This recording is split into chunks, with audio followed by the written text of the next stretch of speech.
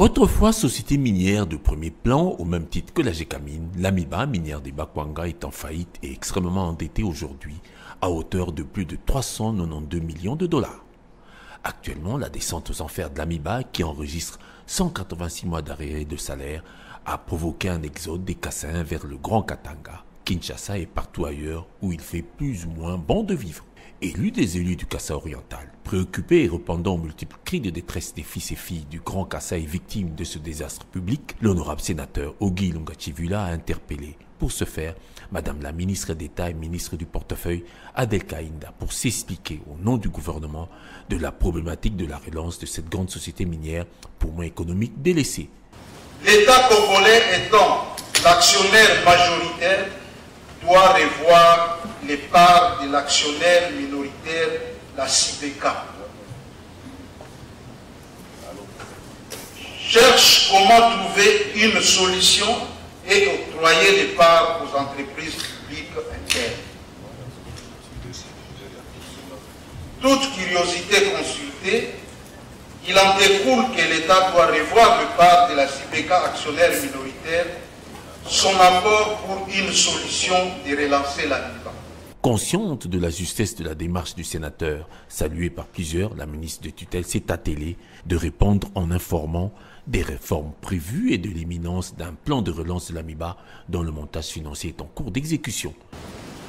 Le mal est tellement profond pour l'Amiba que nous n'allons pas nous hasarder à ce que je vienne ici pour vous dire que l'Amiba, dans 6 mois, dans 3 mois, il y a un plan avec un chronogramme.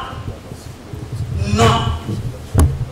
Parce que l'Amiba a connu déjà des difficultés, ça fait 30 ans. Et ce n'est pas en un jour ou en une année que nous allons venir vous donner un chronogramme pour dire qu'aujourd'hui nous allons relever l'Amiba. Loin d'être satisfait par la réplique du gouvernement, plusieurs sénateurs ont réagi.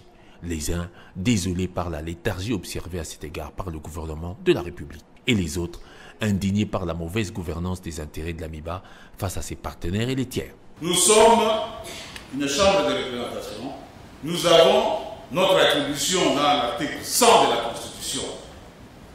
Nous sommes là pour contrôler le gouvernement, les entreprises, ainsi de suite.